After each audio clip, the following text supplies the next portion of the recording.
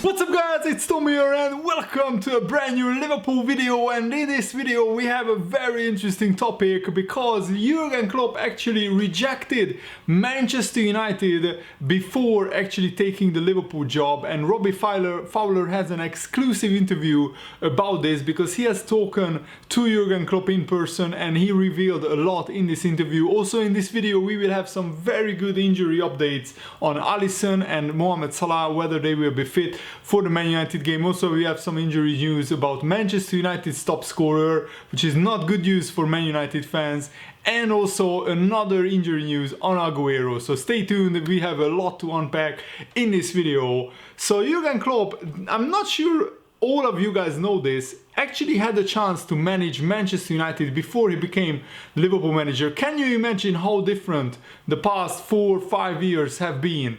And especially these huge clubs. I think the future of Liverpool FC in the next 10 years is guaranteed pretty much, because Jurgen Klopp has laid down incredibly solid, fantastic foundations. And even if there is another manager coming in after Jurgen Klopp, I think he will inherit a brilliant team and also a brilliant club, because Liverpool grew so much under Jurgen Klopp. And Jurgen Klopp actually turned down 2 clubs after he left Dortmund, Manchester United and Real Madrid. That is huge, because those 2 clubs are 2 of the biggest clubs in the world, and not many managers turn down those kind of clubs, and he waited for the right kind of job to come along. Jurgen Klopp is an emotional guy, and it didn't feel right for him to go and manage Real Madrid or Manchester United, which is remarkable because at that time Manchester United probably was the club to go to, because they have won so many Premier League titles. But Jurgen Klopp knew better. He knew that this wasn't the right move for him. And Robbie Fowler said this in his column.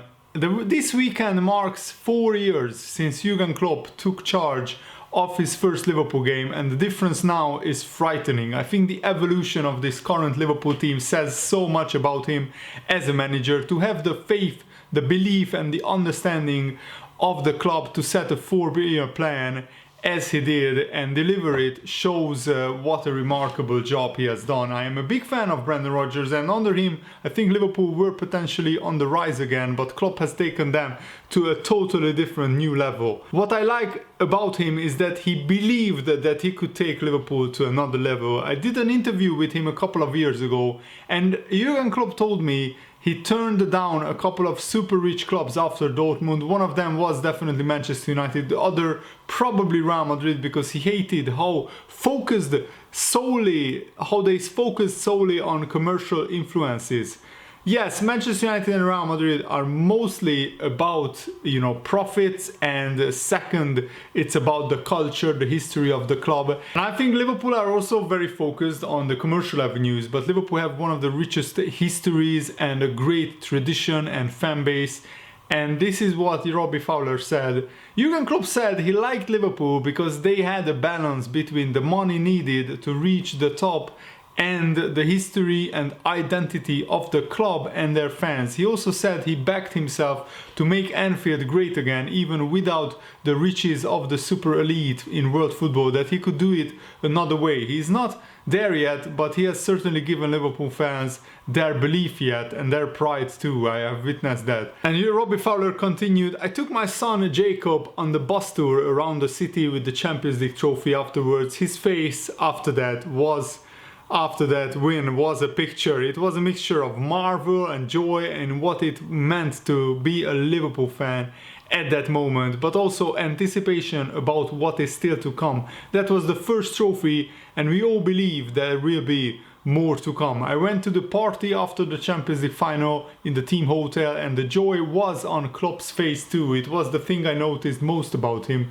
Look, he's a winner, no doubt, but he also wants to give the people something. In that interview he spoke about the rival manager and the dull football his team played, and said he could never do that. He said he would quit football rather than have to play like that. That joy I saw on his face says he wants to give the fans something to be proud of. He gets what Liverpool is about. He gets what the people of the city are about. Most importantly, he gets what it means to people to have that joy in their life. Football is one of the biggest joys in the lives of Liverpool fans, and Jurgen Klopp recognizes that. I'm not saying Jurgen Klopp is not a disciplinarian. That image of him loafing all the time is not true. I've seen him deal with players in the past, and he's as tough as they come, but he has a heart too. He does all the tactical stuff. He's hugely sophisticated in his game plans, in his science analysis, but his man management sets Jurgen Klopp apart from the other managers. I've been in and around that club, and I can see that Klopp is liked by everyone at Liverpool. They see his passion, his belief and commitment, and they want to share in it. And the fans see that too.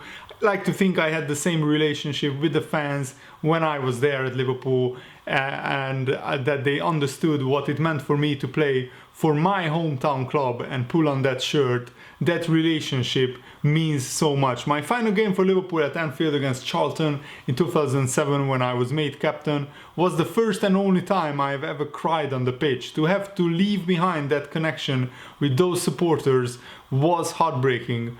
Klopp has it too, which is why my son and I believe this is only the start for Liverpool, and there are many more great things to come.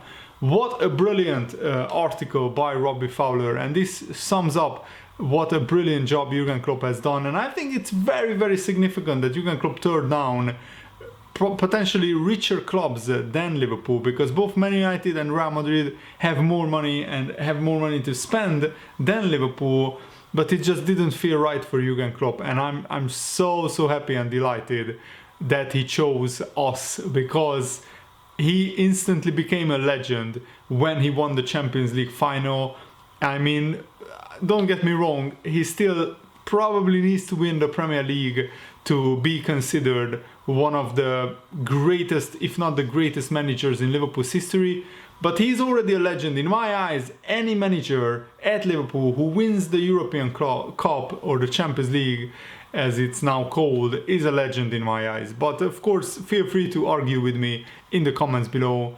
And Andy Hunter is reporting in The Guardian that Liverpool will start Alisson and against Manchester United, and Mo Salah will also be fit to play as a starter, which is very good news. And I'm really happy that Alisson and Salah's recovery is going very nicely. Salah's injury was so bad. I mean, that nasty tackle by Chowdhury, I still can't get that tackle out of my mind, but thankfully it wasn't a serious injury, because it could have seriously damaged some ankle ligaments, and Salah could have been out for 4, 5, 6 months, and that would have been devastating for Liverpool's title hopes. At the moment, Liverpool just have that little bit of a luck with injuries that Manchester City don't have. And talking about that, Argentina manager Lionel Scaloni has actually revealed that Manchester City's probably most important player, Sergio Aguero, has not been training with Man City recently because of injury. Aguero missed the international break games, Argentina's games, and the reason for that is because Aguero hasn't been 100% fit, and he was a little bit off color against Wolverhampton, so I think that he has been carrying an injury. But this is what Scaloni said: Sergio Aguero is not here with the Argentina team because he is carrying a problem, an injury problem, and he has not been training 100% with his club Manchester City. It doesn't sound like a serious injury, but any problems that Manchester City have is an advantage to Liverpool, and I'm not, of course, not celebrating Aguero getting injured, but I just want what's best for Liverpool, and the more injuries Man City have, the bigger advantage Liverpool have in the title race. So I just wanted to report on this. And Harry Redknapp, who I quite like, he always has good opinions on all things football. He said that he is desperate for Liverpool to win the Premier League title, and this is why. If I had one club I would love to have managed, it would have been Liverpool. I loved them. I can see them winning the league this year, give them the title, and give it to them now. I've had a big bet and I think the bookmakers should pay me out. Oh wow. So Harry Redknapp at 72 years old is still gambling his his life away. Oh my goodness, that's very interesting. And I didn't know that Harry Redknapp liked Liverpool so much, but now I like him even more after that quote, so that's interesting. And Steven Gerrard actually explained how he could have helped Jurgen Klopp instead of leaving Liverpool. So this is what he said in a Sky Sports interview. Of course, it's crossed my mind. What if I stayed at Liverpool a little longer? I could have bumped into Jurgen Klopp. He could have given me 10-15 minutes off the bench. I would have loved that. Steven Gerrard, of course, would have loved to play under Jurgen Klopp. I mean, which player who doesn't hate Liverpool wouldn't love to play under Jurgen Klopp? He's just a brilliant guy and a fantastic manager, and I think every player would love to join him. And I think kudos to the players who actually joined Liverpool's and Jurgen Klopp's revolution when Liverpool weren't regularly in the Champions League final, when Liverpool weren't regularly in the Champions League. We had players like Mane, Firmino, who could have easily gone to other clubs who have been already in the Champions League regularly. But remember, when Jurgen Klopp took over, Liverpool have been in the Champions League like once in 6 or 7 years. So we weren't a Champions League club at that time. But I mean, huge credit goes to Mane and I mean Firmino. I think joined Liverpool under Brendan Rodgers. But still, the main point is huge credit goes out to those players who came to Liverpool when Liverpool weren't playing regularly in the Champions League, because I mean they now get rewarded with having been part of this amazing team under Jurgen Klopp, and I'm just loving it. I'm so happy about that. And Gundogan actually fired a warning to Liverpool FC that the title race is still on and it's not over yet. This is what he said: "The situation is not a new one for us. We were 7 points behind Liverpool in January last season, which is a big number, a big gap. But we play against Liverpool twice in the league and we have the direct duels, and we can cut the gap to 2 points by just winning those games. Everything is still on." I mean, I don't think anybody is saying that the title race is over. What people are saying is that Man City don't look like a team of last season or 2 years ago when they looked pretty much invincible most of the time. They look vulnerable and they look defensively frail and fragile and not solid at all. On the other hand, Liverpool just are in the habit of winning no matter how they play. Even when Liverpool don't play at 100%, they manage to find a way to win the games, and that's what champions do. But, you know, the title race can turn in an instant. Momentum can be lost, so I really hope that Liverpool can keep the momentum going. And Manchester United's top scorer could be injured. Daniel James, who is actually a 21-year-old winger from Swansea. Believe it or not, he is the top scorer of Manchester United, and he got a nasty hand injury against Croatia. Thankfully, he could continue the game. So Daniel James insisted that he was fine after the game, but there are strict regulations about head injuries, so he will need to be fully assessed and he could miss the Liverpool game, which could be another good news for Liverpool. I'm not the biggest fan of the international breaks. I love the Premier League, and every time there is a 2-week break between Premier League game weeks, I just don't know what to do with myself. But actually, if the statistic is right that I have read, Liverpool have only lost one of the Premier League matches that follows immediately an international break under Jurgen Klopp, and he has been in charge of 16 of those kind of Premier League matches, and that one loss was against Manchester City when Sadio Mane got sent off for a high boot on Ederson, and Liverpool lost 5-0. And there have been 5 draws in the matches immediately after international breaks, but I think that gives 10 wins, 5 draws and 1 loss. That's a brilliant record, honestly. That's a very good record after the international break. So Liverpool probably shouldn't be too worried about the international break having a bad effect on Liverpool. I mean, Manchester United, our next opponent, have probably as many players out on international football matches as Liverpool, or maybe even more. I'm not entirely sure.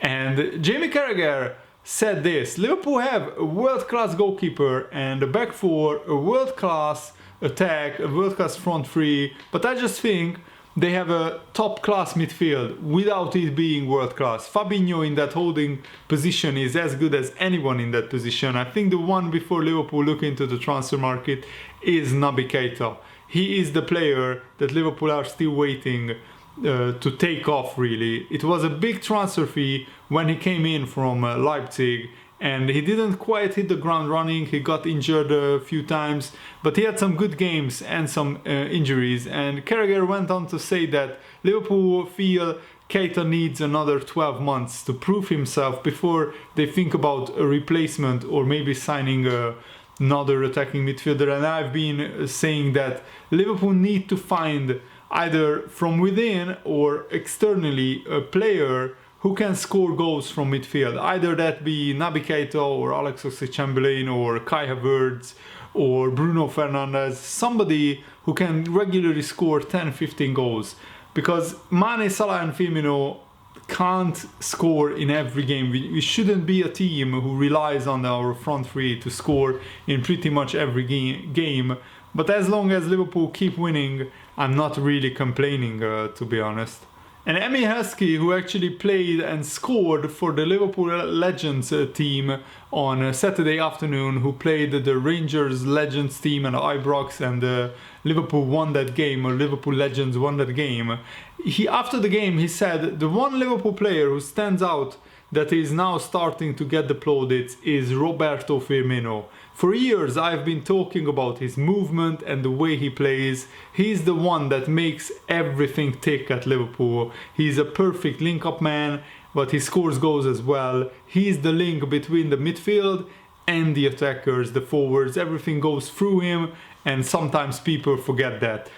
I think Firmino is just starting to get the right plaudits. He really should have been praised much earlier by the international media, by the English media. He's like one of the unsung heroes at Liverpool. Mane and Salah get a lot of praise, but Firmino maybe just a little bit less, and he really should get a lot of praise as well. Because if it wasn't for Firmino, Liverpool's attack, Liverpool's whole team wouldn't be as good, as sharp.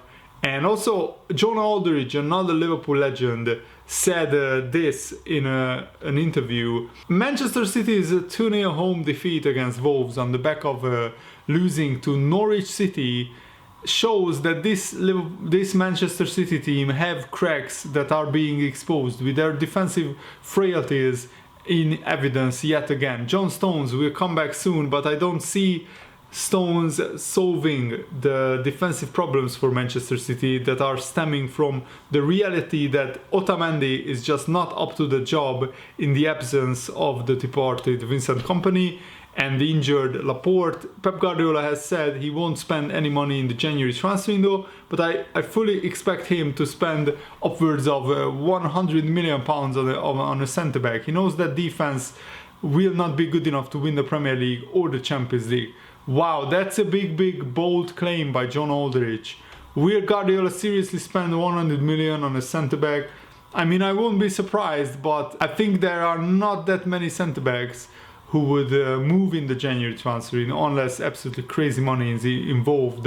So I think the one might be Kalidou Koulibaly, but still that would be a risky transfer because, Koulibaly hasn't played in the Premier League yet. So probably if Guardiola signs a centre-back from abroad, and probably he will do that, and that player needs to get used to the Premier League and to the playing style of Manchester City, and that could take months. And by the time he gets used to it, the title race could be over, or at least I hope so, but we shall wait and see what happens. I really hope that you guys enjoyed this video. Thanks for watching, have a nice day, see you later, goodbye.